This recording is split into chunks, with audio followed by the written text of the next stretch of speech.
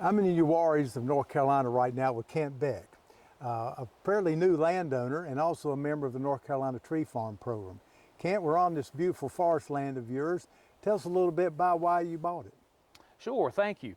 A couple things. I'd always wanted my own piece of dirt. I wanted a place to be able to come out and hunt. I really enjoy deer and turkey hunting and other small game hunting. Just enjoy camping, being outdoors.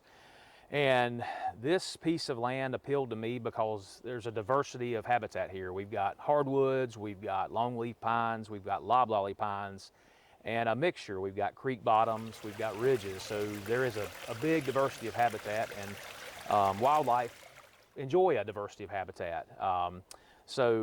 Besides wildlife management and also for timber investment down the road for some income, those are the main reasons that I purchased the property. Well, it sounds like you've got a really good forest management plan for this property.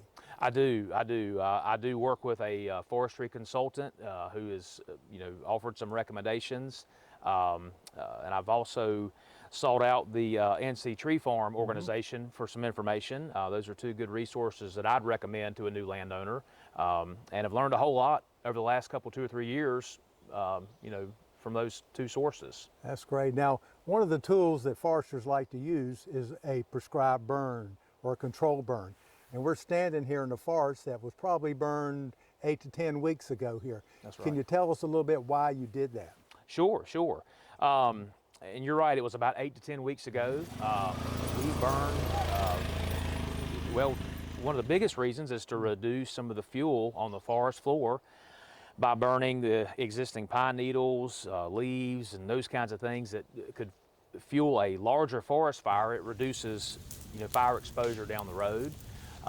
It's also a great benefit to wildlife. It encourages new growth, new forbs for deer and turkey, and like I said, that's a big objective of mine is wildlife management. So, and just for the benefit of the timber, it does kind of kill any competition for the existing trees. So that's the main reason. So. Well, prescribed fire control burn is usually done in the winter months in our area of the state.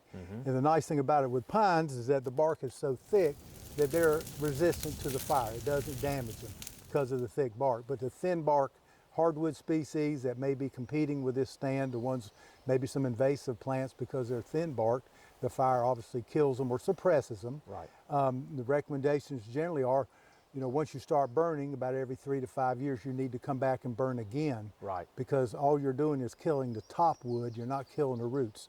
But like you said earlier, you're burning all the litter, you're burning all the organic matter that's on the soil, which exposes all the millions of seeds of different herbaceous plants that becomes, food for small game and for non-game species. So, like you said, meets one of your objectives of wildlife management. Sure. So, I tell a lot of landowners when I talk about fire, they get scared because fire and good forest management seems to be an oxymoron.